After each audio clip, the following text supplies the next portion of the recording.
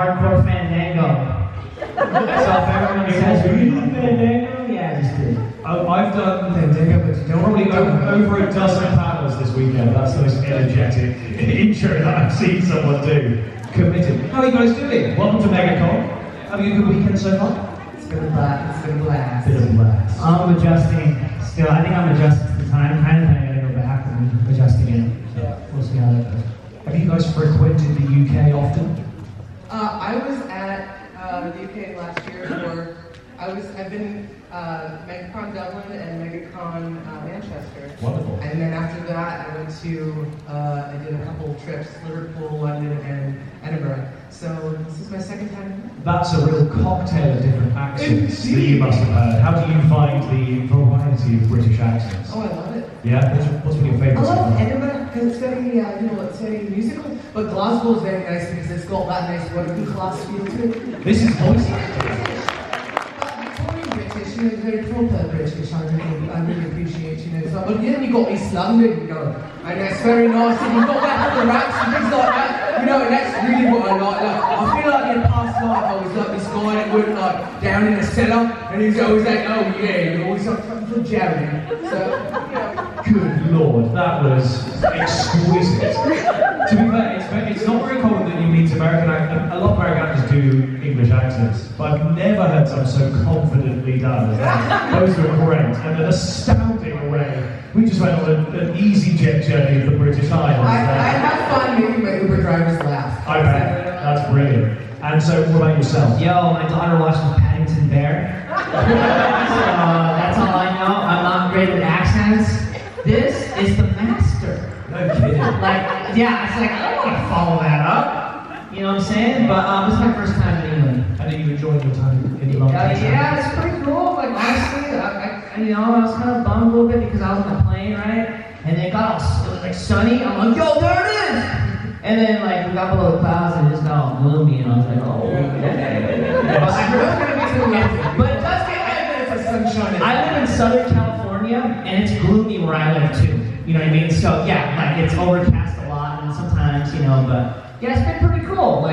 Tomorrow I don't have to do anything. Well, I'm here with my wife, so I've got to do a lot of stuff. But maybe she has to do shopping. I don't know what we're gonna do, but yeah, it should be fun. We'll see. As a nation, we're pretty used to things being overcast. 97% of our days are overcast. So as a nation, we're enthused with a wistful melancholy. That was deeper than I wanted it to be. How the room go, he's right, but I wish he wasn't. I wish there was sun upon my face. Please, Papa, tell me about the sun again, Father. I miss warmth, Papa.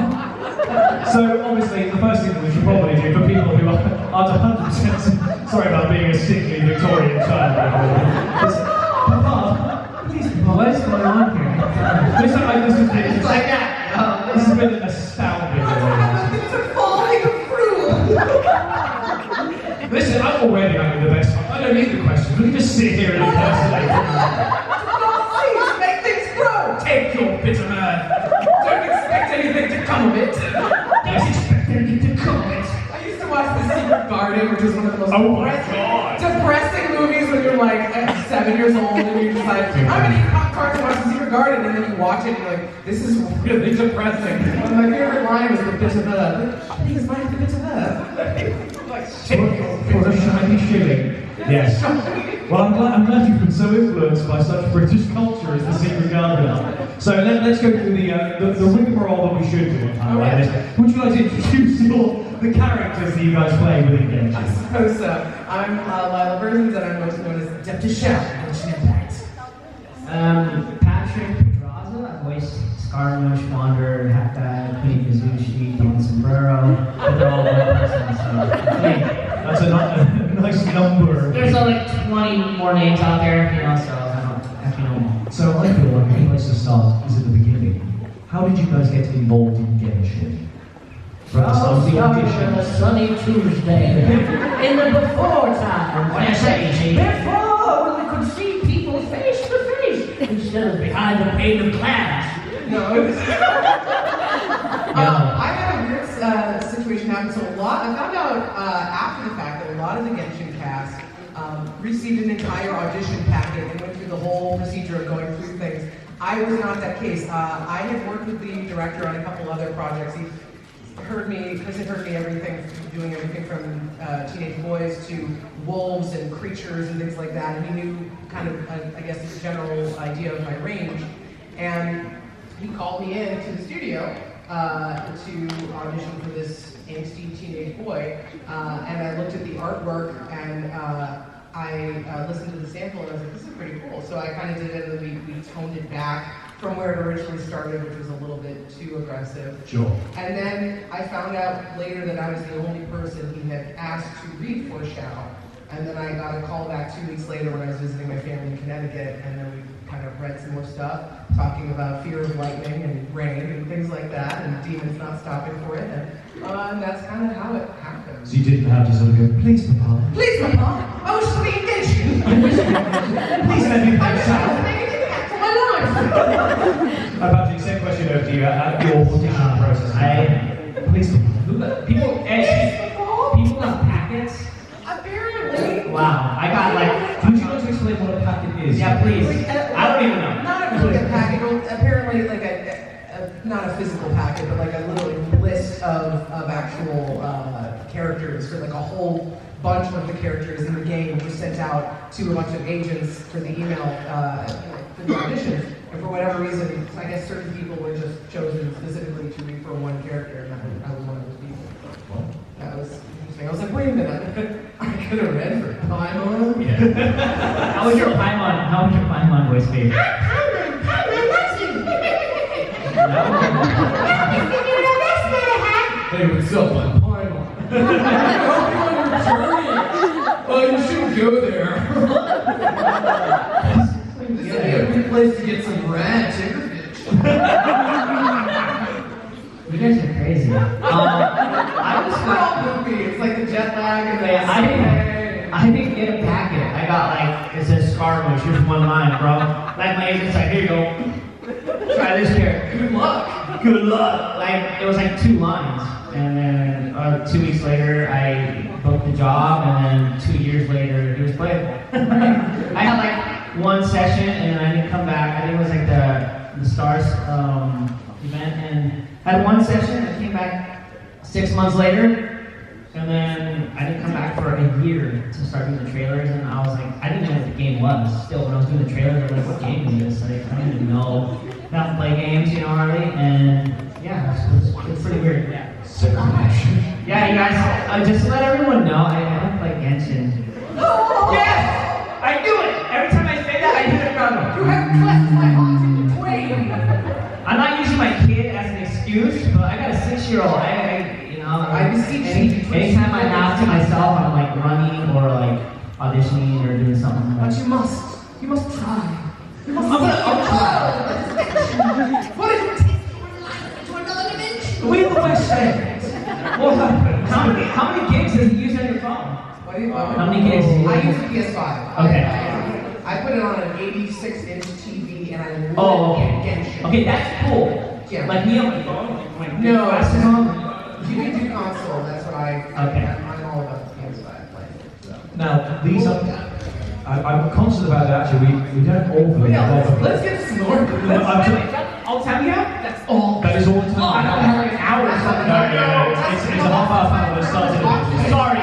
In this building. But I also want to talk about that you guys don't just voice act in Genshin. You're more dimensional. No, you have lots of things. So Lila, for instance, you're Xiao in Genshin, but you're Demeter and Persephone in Hades, which is a very popular game. See? Your voice is in Diablo 4. And of course, you're most well known for Barbie Skipper and the Big Babysitting Adventure. That's already the pirate hat, yeah. Hey, the Glyph Council leader. And Patrick, you're obviously Scaramouche, which when I was reading a list of other roles you've been in, I was listening to Bohemian Rhapsody by Queen. Yeah. Because it was Scaramouche, and that was the weirdest coincidence in the world. But Is it a coincidence though? You know? no, I deliberately set it up so that was going to happen at that time. But you also played Gus and Sandy in Brawl Stars. Your voices in games like Fallout, Omega Strikers, and of course you're best known, I've written these carefully for this, as the Good Luck Bear in the Care Bears. Yeah, Bears. How did you get involved in Care Bears? Do you know what's funny? This is like, people ask questions about voice acting and like, how do I get in? I went to a workshop, like, and I didn't want to go to this workshop because I didn't want to go anyways. I asked my wife, hey, can I go to this workshop? I went, we were low on money.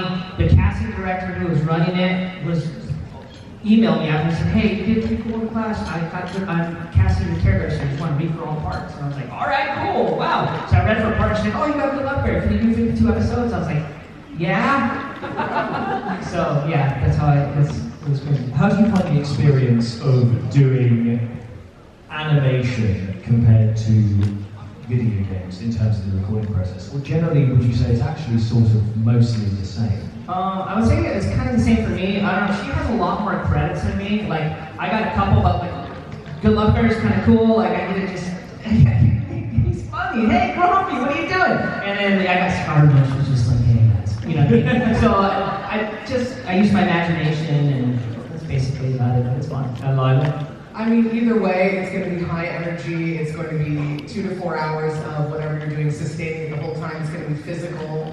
Anything that you can do to bring the character's energy up without affecting the microphone. I mean, recording for cartoons and video games is by far the most fun, top down. But when you can be in a cartoon also where you can be very over the top, like a Disney cartoon like Amphibia, that was one of my favorites. It's interesting how you just mentioned there, like, it's physical. That's something people who sort of are in the early days of aspiring to be a voice actor don't realise. It's not just standing there and saying your line. You're acting. You're acting on a psychopath. And you're pantomiming what you're doing while you're doing it. You know? And that's something people don't recognise. They don't recognise that actually you're just acting without being seen. You're still performing. Especially when you're doing efforts in video games. You know, everything you're doing with every attack or getting stabbed, everything you're feeling it. I just did something where I was getting stabbed through the back, and I literally was pantomiming being stabbed so I could feel that, you know, and react to it, and then gasp for air, and then get stabbed again, and you know, all these sorts of things. Can you give us a sample?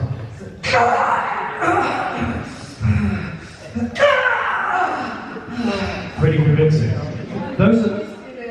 That's so interesting. So I earlier interviewed Veronica Taylor, who's the voice of Ash Ketchum from Pokemon, and she was talking about exactly the same thing, like deaths and efforts. And she said exactly the same thing: stab and twist. Stab and twist. Totally different And also voice. getting hit, depending on which part of the body. Like if you're getting hit in the stomach, it's more like oh, but if you're getting hit on the head, it's like ah. You know, so and you want to make sure that if you're doing an effort, that it sounds like you're hitting someone. If you're getting a reaction, that it sounds like you're actually being hit, which is going to be more an expelling air, like ooh, you know, versus hitting, you know, those sorts of things. Small efforts. Small efforts. I've hit myself in the booth to see how it feels. That means you occasionally on like the raw audio you hear a thump. We could do a whole panel just on video game efforts and like how to differentiate them, because every single one has to be slightly different, and different vowels and different levels and small, medium, large, deaths, like all This is sort of jumping to the end of the question I normally ask, but actually on the topic of that, you sort of mentioned that there's so much that you're thinking just in terms of the effort sounds you make. How would you advise people? Because actually, by way of cheering, are any of you aspiring voice actors or currently voice actors? Yeah. What would be your advice for how to go about learning the foundations for training to do those kind of differences? Because there's a lot more to it than people recognise. But how would you say? I mean, obviously, learning to act is sort of the main thing you have to do. But what else would you advise for people to learn how to do those sort of nuanced differences? Well, I mean, for me, for learning efforts, it was really actually studying with specific video game coaches that would go over very specific ways of reacting. I mean, it was really just monkey see, monkey do kind of stuff for me. But obviously, if you I mean, I used to do martial arts back in high school. That obviously helps if you do anything, any sort of sports, you know, anything that involves where you're controlling your breath, that's going to help as well. Vocal training, I have a background in singing and theater, musical theater, before I started doing voiceover. So learning how to, the biggest thing you need to do when you're doing video games and cartoons is all breath related. Because in every scene, okay, this part you're screaming and you're falling off a cliff, and you need to make sure that you have enough air, and also that you don't pass out. You know, there's going to be scenes where your character is running, and you're just, you know, you're going to be, it's going going to feel like hyperventilating. You need to be able to support that enough. So any kind of training, especially in vocal, singing, having a voice coach, anybody that teaches vocal health, those are going to definitely come in handy. This is all good advice if you're always going to listen to this. I would say, for me, I like to work out, being in physical shape. For me, I don't live, a little bit, but it's mostly my working out is for my mental clarity. I get anxious, I got like OCD, and when I work out and stuff, it kind of clears my head to go in the booth. And I would say, if you're starting out being a voice actor, be humble. There was a lot, even when I booked Care Bears, I did, and Genshin, I did commercials before that, and I did a couple video games, but not as big as Genshin, and there's a lot of things I didn't know going into my first session, and I was really humble, and I knew how to do this, the director was coaching me through efforts, and this is how you do a really cool effort, and teaching me, and it's kind of, it's humbling, it's like, oh, okay, there's a lot I don't know, so keep that I don't know, but I'm willing to learn attitude, and just be humble about it and do your best. That's all I learned. That's so important across so many as well as presenting that I do. You can have someone go, oh, you're very good at this, or feel like you're doing a good job, but you have to always tell yourself, you're not.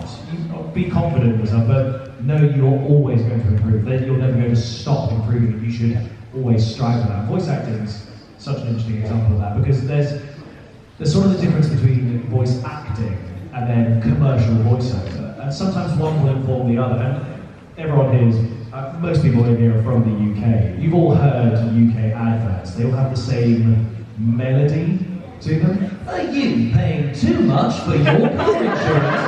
It's all the same. And so I do commercial voice acting. Once you learn the melody, you can do any job in the world.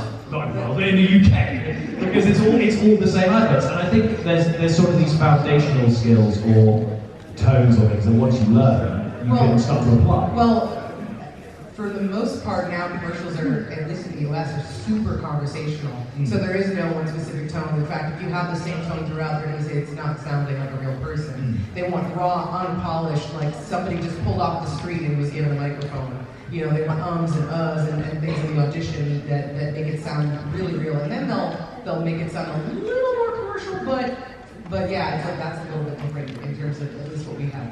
Our range of stuff is everything from car advertisements, which are really big, to just hey, you should check this out because this is a really cool product.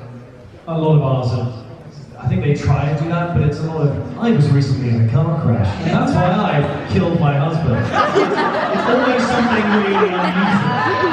But they're all the same. You all recognise that I have the same melody. Call the number on your screen right now. Exactly. 444. All calls are recorded for monitoring purposes and to send you to the police. It's always, and I like that. I think it's so important. Sounds cool though. Yeah, but you say that, but that's because you're not used to it. I've had 30 years of listening to it. I've heard that too. I've got on the radio and I'm like, wow, this is a very... Radio adverts in the UK are the worst. I used to DJ for a local radio station and it was always the shittiest adverts in the world. And people go, what's that? There's a new deal on a home base. And you go, oh God, this is... Please tell me more. Exactly. There's something really great about it. But enough about talking about British adverts. There's no way we're 15 seconds over. Now forget it, I'm asking more questions. Catherine Tate couldn't wait. See, I'm a poet and I don't know. There's a tape delay. And, Sure, a tape delay. Guys? See? It got one laugh. Forget it. There's a couple of things I'd like to ask within the world of voice acting. Obviously, we could go into depth about specific characters, but you guys also have booths here, right? So you guys can, if you have any personal questions you'd like to ask about characters or things, please do go and see these guys at their booths, get things signed, get a photo, whatever you might want to do.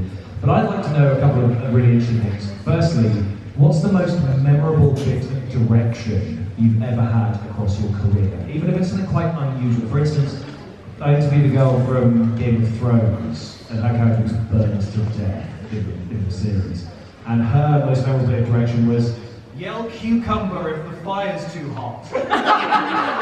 That's things that you remember forever. Do you have anything that's unusual like that, or even something that actually stuck with you as, oh my god, that was genuinely helpful direction that I've now taken with me forever? There's been little bits of things that have helped me over the years. One specific note in terms of especially video games was focus on your character, your opposing character's eye line. Where is your character looking when they're talking? How far away are they? You know, proximity. Are they looking out the window wistfully? You know, because everything is like a movie. And then in terms of direction, there's two bits of direction that I'll never forget. One is just the actual description of what I needed to do in a scene from God of War when I was Gondor from Muspelheim, one of the Valkyries.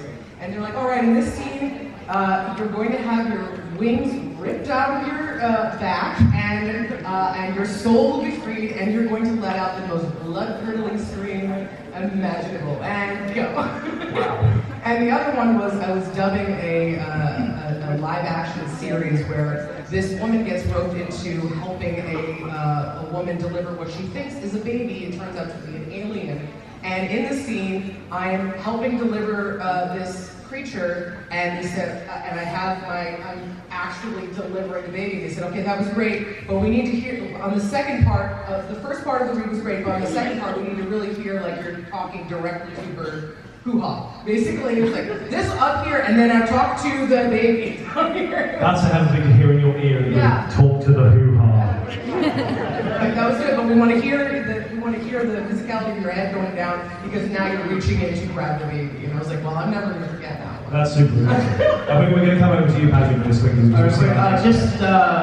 Direction-wise, I don't know the direction, but the scene was when Nahida takes the whole boss battle, and when Nahida takes a Gnosis, because I went from being super confident to Booer and, you know, Wretched Vermin, and then getting my Gnosis taken, and I had to go completely opposite directions within that session. So that part where he says, anything about the Gnosis? I remember Chris is like, dude, you're going to have to bring it right here. I'm like, what do you mean? He's like, you're going to see. So he showed me, and then I just belted some stuff out and imagined I was the character, and that's it. And here you are now. Yeah, crazy, yeah. So finally, because we're going to have to get off the stage, but I want one quick thing, super quick thing. If you guys could leave people who come to see you today with one thing to take away, whether it's about your career and voice acting, or whether it's about life, what would you like them to remember from you today? A piece of wisdom. Well, not to get too philosophical, but I believe the meaning of life is love. And I literally believe that everything that we bring out into the world is based on our energy. So for me, that's kind of been my mantra. I feel like whatever you bring out, you get back. And that also can transfer into your personal life, into your acting life, into your business life, whatever it is that you're doing. Just be good to one another, be good to yourself. Because we're not as nice to ourselves as we should be to other people, and that's been a big lesson for me over the years is really the mental health aspect of our journey is so important. Find those people that you can talk to when you're having a tough time. It's been amazing to see what Genshin has done for people that are struggling and how it's connected to them, and people have reached out to me, just people that I don't know that have told me, or have asked me questions in terms of getting through mental health issues, and it's just something that I also personally relate to. I'm the daughter of two psychologists, so and I'm an empath. So for me, it's like, don't feel like whatever you're going through is too much to share with somebody. It's more important to be open, honest, and real, and the people that truly care about you will be there for you. That's a very warm thing for you all to take away. Patrick, coming over quickly to you again. I would say be humble, take care of yourself, and realize that everybody else has their own individual story, you know what I mean? And your life could change like this, for the better, for the worse, you don't know what every day's gonna bring, but I'm just grateful to be here with these people and be here. Look, I'm on Genshin, I get to go to England, it's insane. So I'm living my dream right now, so thank you guys. We're grateful to have you guys. So guys, give it up for live versions.